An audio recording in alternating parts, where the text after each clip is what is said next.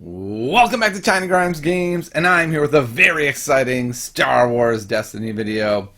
A Renewed Hope Committee has a new set coming out pretty soon, Redemption, and I was fortunate enough to be given a spoiler. And it's pretty exciting. The new set, by the way, is looking really cool. The first set, Fallen Allegiances, I thought was a good first set. It was a set that let us know the committee is not going to release piles of broken cards. They're going to think really carefully. It seemed like a very thoughtful, muted set. So far from what we've seen in the second set, it looks like they're swinging a little bigger here. And the spoilers I have today are pretty exciting stuff. So let's start with Savage Opress. So we have here a whole bunch of interesting things going on. So first of all, we'll just look at his die. His die might be recognizable because it's actually an old Savage Opress die from across the galaxy. So they're actually reusing this die. This is something that from the beginning I've said I would love to see more of. I think it's one of the hard things of making a new set is telling people, okay, now I need you to... It's one thing to print up a card, right? That's no problem at all. But telling someone, you need to figure out a way to replicate the dice or create dice or put stickers on dice, that for me has caused me to not make any of the dice cards yet from the last set. But I'm really excited about the possibility of reusing dice. So I'm really excited about this idea that this character is reusing an old die. Also, the artwork is clearly Clone Wars. I'm a huge fan of the Clone Wars. I'm actually thinking about making like a whole video series on why the Clone Wars is like the most important part of the Star Wars universe and is often overlooked. So, huge fan there. Normally I don't care that much about art, but I also love that this is the little scrawny version, right? Which is especially important because when we look at the power action, it says, discard a card from your hand and spend 3 resources, then flip this character. This is a big swing, right? Like, we have a couple more of these flip characters now, apparently, or at least one more, which is really cool. I love this idea that we're tapping into this new mechanic that Transformations brought, this notion of flipping characters over. I think it's such a cool idea. And this is a pretty challenging one. Like, if you want to do this, you're going all in. 3 resources is no small amount, right? That is getting a really amazing weapon on your character instead of flipping him. So it's a really interesting question to me. How do we even evaluate this card? Do we evaluate this card as an 8/11 with 9 health, which is not too shabby? 2 dice for 11 for 11. The dice aren't amazing, I don't think. I feel like that die is kind of fine. It doesn't have a resource. I don't know. I'm not in love with this die. I do love the idea that he's team up one with Maul. So Maul, who costs 20, you get to actually play Opress with Maul. You get a pretty solid 4 die start with 2 pretty decent sized guys. He has Guardian, which means keeps Maul alive, or whatever other card you want to pair him with. I love the idea that he has Guardian. Like that's super powerful. But I think to really understand this loyal sibling, we're gonna need to flip him over. So let's go ahead and give him a flip. Flipping him over, he becomes pretty freaking powerful. I mean, he's a lot more expensive. So you're paying essentially 3 resources only to get 4 more build points, or whatever the terminology is. He still remains his guardian. He picks up 3 more hit points. So that alone is such a cool mechanic that at some point when he's almost dead, you can just pay 3 and flip him over and immediately gain 3 health. So like if you want to look at it like cards that provide more health, that's one way to think about like that cost. So I think that's really interesting. And then his special is really cool. Like he's got Guardian, so you're going to be able to get him to 6 or more damage. When he's there, that special is super powerful. It deals 2 damage to a character and turns a die to a value showing a 0. So that is really powerful, right? That's either doing 2 damage and blanking a die, which is super strong, We also see cards like Unending Hate that are working off of these blanks. Or you can do the thing that I hate more than anything, which is special chaining. I shouldn't say more than anything because ambush is even worse. But special chaining to me was such a terrible part of Destiny that I'm like slightly nervous about the fact that this thing could special chain. But the difference is that like when Yoda was doing it, he was gaining other things and special chaining, whereas this isn't the same thing, right? Like you're not getting resources to be able to do even more broken things with your special chaining.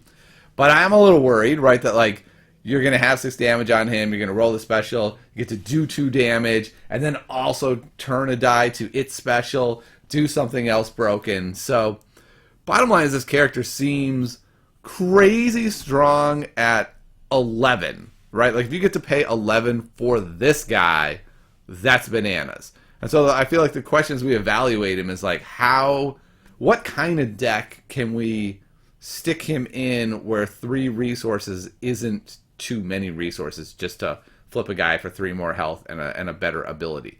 And a better die, right? So now he's got 3 dice that do 2 damage and 1 die that does 1. Like this is a pretty darn good die.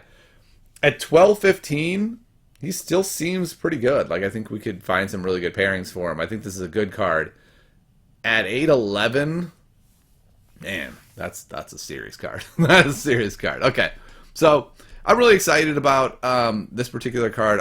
I love these idea of flipping cards.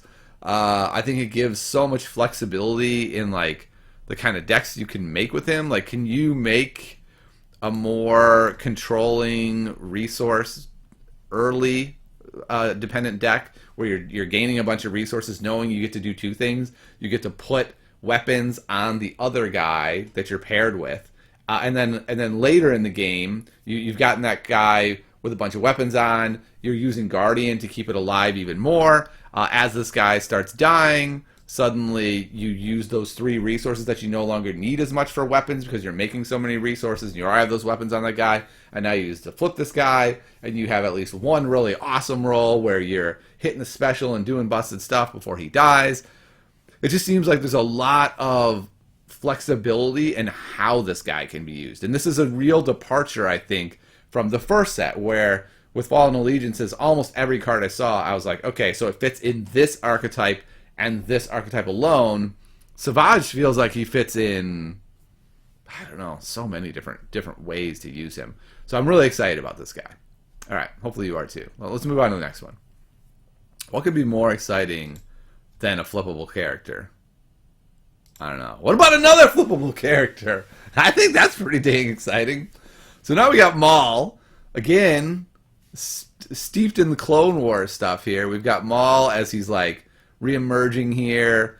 And again, if we look at that die, it's another reused die. My only issue with that is I'm not a huge fan of reusing legendary dice, right? Like I don't even know if I have a Maul die. So now it's like, in order to play this guy, like let's say I realized I want to play ARH Constructed. So I've gone out and I've gotten the last 3 sets, all the cards I need. And now suddenly people are like, oh, by the way, you need this die, like if you want to play this. And now there's like this run on this die, and like, oh my goodness, I just realized, like if I was smarter, I would have gone out and bought the 2 Maul dice before I made this video, but I'm not that clever. Or if I was really ridiculously cruel, I would have bought thousands of these dice. But the point is, this die now, if this card ends up being a meta card, people will feel obliged to have. I don't think that's that much of an issue right now, because my assumption is most people playing Destiny have all of these dice already, so it's not really an issue. It's more of an issue for people like me who are more casually involved with the game and want to jump in and out at various points and don't have all the stuff. So it's a pretty minor issue, but it's just something that worries me a bit. But let's look at the character himself. So again, pretty cheap, 10-13 for 11 health. If we think about this real quick, this is the first place my head went. 11 for Opress, 13 for Maul, but we have the team up, so it's only 10 and 13. You get another 7-cost dude. So you get Elite Opress, Elite Maul, and a 7-cost guy. That's a 5 dice start, 3 characters, Both of them flippable. The first one gained a whole bunch of health. We'll have to see what Maul gains. To be perfectly honest, I'm a little bit worried. And if like FFG had been the ones that made this card, I'd be super worried. But the fact that this committee is so committed to not releasing broken things and putting in the work playtesting, I'm not worried it's broken. So now I'm more just excited, like, what's the best thing I can do with this 5 dice, 3 character start that I get to have. I'm pretty dang excited. Also, we notice this before we'll like get into every detail. It's Apprentice and Sith. This means we get to play cards like Force Affinity, and apparently just from this one guy we get several effects. And then if we go back to Savage real quick, that dude is also an Apprentice. I believe he's an Apprentice on both sides. Yeah. So just with Maul and Savage, we're looking at 2 Apprentice and a Sith. That's, what is that, drawing 2 cards? I don't even remember what Sith does. Do damage, maybe? It basically seems pretty dang solid. And then we look at his ability. After you play an event, place a resource on this card. If the character has 7 or more resources on it, you may spend 2 to flip it. So this is how we're flipping it. We're flipping it in what I think is such a cool way that it has to live a while. And this is where I think the connection with Opress is so interesting, because it has Guardian and helps him live a while. But it's such a fascinating card. Like, you got to have a lot of events. And so I was looking at, like, the first thing I looked up was, like, what events replace themselves, right? Because if you can get a bunch of events that replace themselves, then this is a pretty trivial cost, right? So we do have Force Affinity. You play this with him and Opress, you get 2 cards back and the resource, and you're looking good there. And then you have Force, what is it? Infuse the Force, which also, after you play it, lets you draw back an event. So, or not an event, a card. So I'm just, it's a really interesting question to me to know, like, how are we even supposed to build this guy? I'm not entirely sure. Like, I went through the events and we have like Forsaken, Fluid Riposte, Isolation, Unending Hate. It feels like, can we just build like a really interesting control deck that I haven't really seen before, where your goal is to Guardian off some of the dice, control all their dice that they're playing early, and getting a benefit out of it. Whereas oftentimes, if you spend all your resources controlling dice early, then it's kind of like, okay, but you didn't further your own plan while controlling your opponent's dice. This character lets you both further your own plan and control their dice, and that to me is a really fascinating development. So we'll have to flip him over to see what the payoff is going to be then if we do that. But just as a 10-13, he seems reasonable, right? His dice, I don't know, they don't seem that great, right? Like, the 3-for-1's fine. There's only 2 damage. So he doesn't seem to have amazing dice to me. He already has 11 health at 10-13. I think what's going to make him great is if his second side is awesome, right? Like, if we can build to some flip that's amazing. So we better look at it. What's the second side? All right. Second side, 15-19. so let's, what was it? 10? What was he? 10-13. So we are gaining 6 build points by flipping this dude. So that makes sense, right? That's a really big cost to be able to flip him, but the payoff is pretty darn good. And so what's cool about it is the payoff also involves events, right? So your payoff is you play a blue event with an even cost from your hand, you get to decrease it by 1. So now it's paying you off for building your deck with events. But I guess to me the issue is, I think in order to flip him, you're mostly wanting to play 1 cost and 0 cost events, and this only pays off 2 cost events. So I wonder if that is going to make the deck building process narrow enough where he's not really that great. And I think that's going to be a really interesting question. I bet if we talk to the design team, there was probably a point in the process where it was just like decrease an event by 1. And then they sort of realized, like, well, you could just build the whole deck with 1 cost events, control all their dice, and then late game, now you're controlling all their dice for free and still doing crazy stuff. So that's probably the reason there. Special gain 2 resources or resolve a die. If this character has 7 or more resources, you may do both in any order. So if you're flipping him, he's got the 7 resources, right? So now what you're getting to do is basically net gain a resource and resolve a die. So that's pretty strong, right? You get to resolve another die and gain a resource. So that's a cool side. It's not like a super powered side, but it's still pretty good. He's got the 2 and the 3, so he's got like the, what is that, the old school Vader dice. So he seems pretty good. He seems pretty good. He doesn't, what I find interesting about him is I'm really curious about how this payoff works out, right? Because you really have to build everything around him. At least it feels like it. Maybe not. Maybe people out there are like, what are you talking about? I'm already building 12 events in my deck. I'll easily flip him with minimal effort. The way I'm seeing it is he'd probably be most effective if you leaned in more and played more events than you're going to. But like I said, the payoff is weird that you're not reducing those 1 costs. And I'm not sure how much, like, he's definitely better than his other side, but he feels to me a touch underwhelming for a 15-19. So I feel like the real power is in having like that 5 die start and then getting him late game. Now I will say the health bump seems somewhat significant, going from 11 to 13. And what I've been thinking is super exciting is he's 13. Big Opress is 12. That's 25. If your 7 cost guy is another 7, that's 32 health you have to chew through against some pretty good characters that are also messing with you and constantly changing their health totals. So I love actually what is happening here. My question is how it plays out, and I don't know. Like I haven't personally tried to put any of this together. These are just sort of my initial reflections, but I really love this design space of having these 2 flippable characters, really kind of swinging for the fences here, right? Like this is a big mechanic to lean into because I feel like people are kind of worried about the transformations flipping, right? Like that set from a somewhat outsider perspective, it seems like transformations isn't thought of as like the peak of development, that people were a little worried about how that shook out.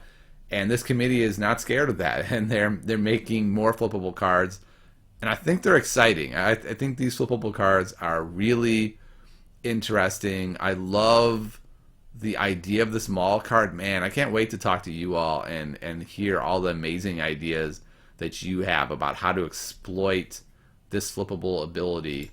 The Savage card, I feel like his flippability is a little bit easier to understand, and it's really cool. But again, it costs 3 resources, and that's so hard to do.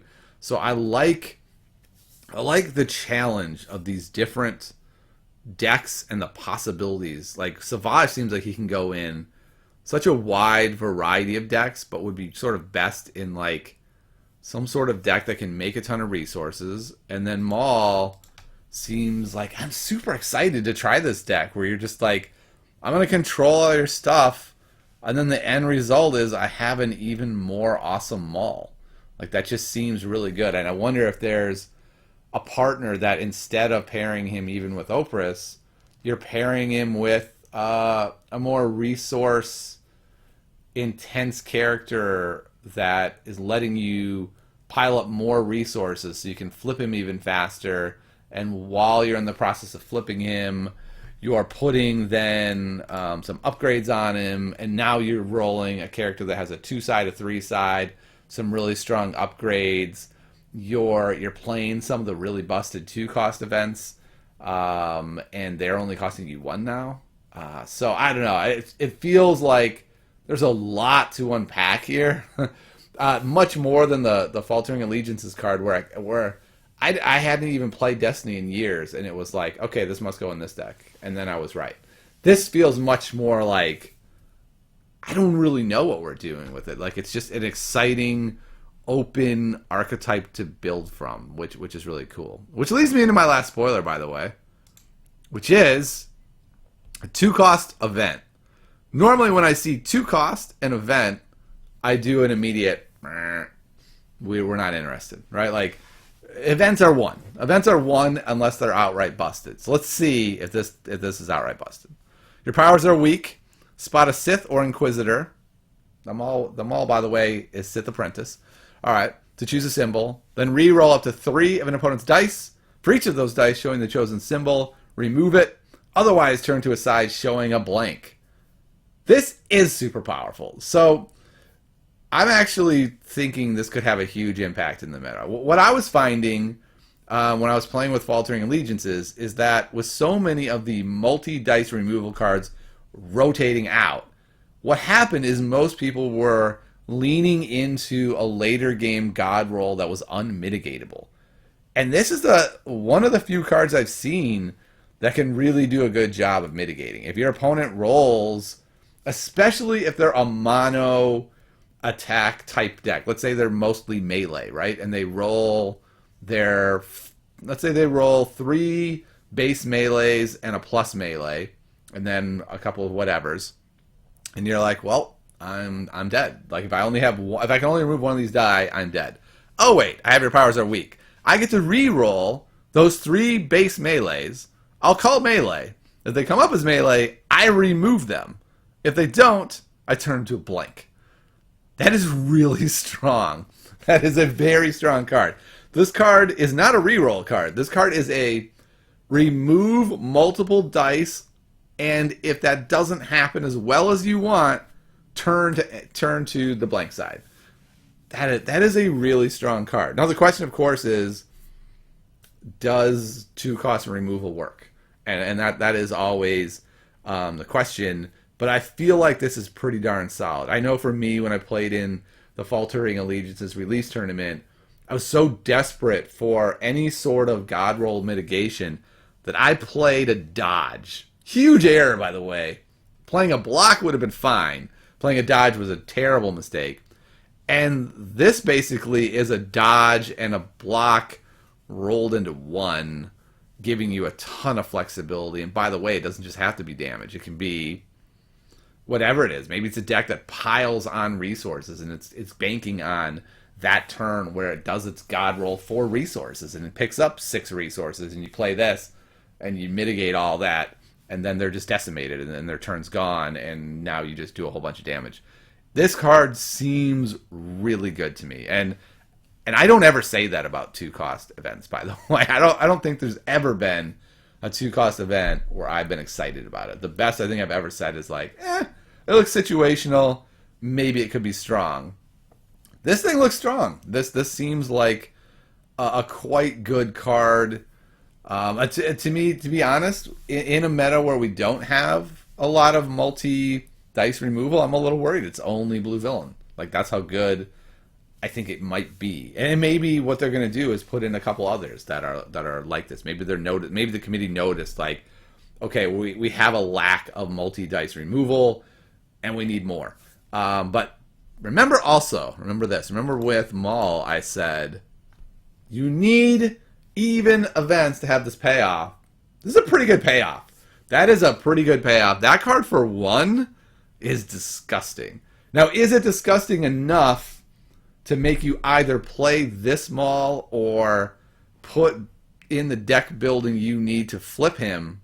I don't know. I don't know if we can go that far. I think we would need to look at all of the 2-cost events, which I have not done well enough, especially not, oh my goodness, there's lots of 2-cost events.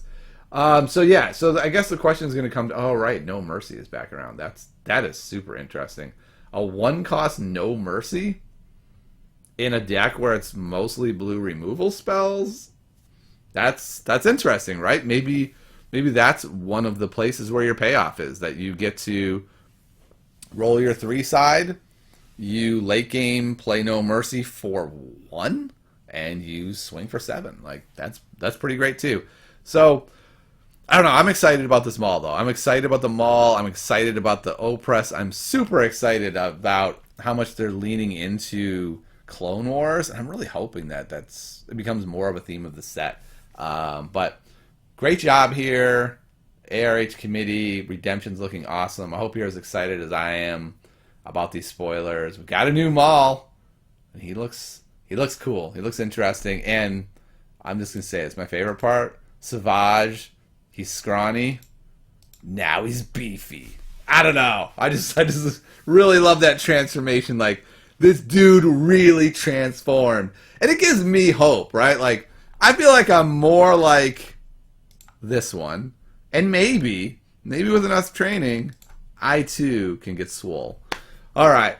Well, thanks for watching. I hope you enjoyed the spoiler. More importantly, I hope you're excited for the Redemption set release. I know I am. Keep up the great work, ARH committee. I'll see you next time on Time Grimes Games.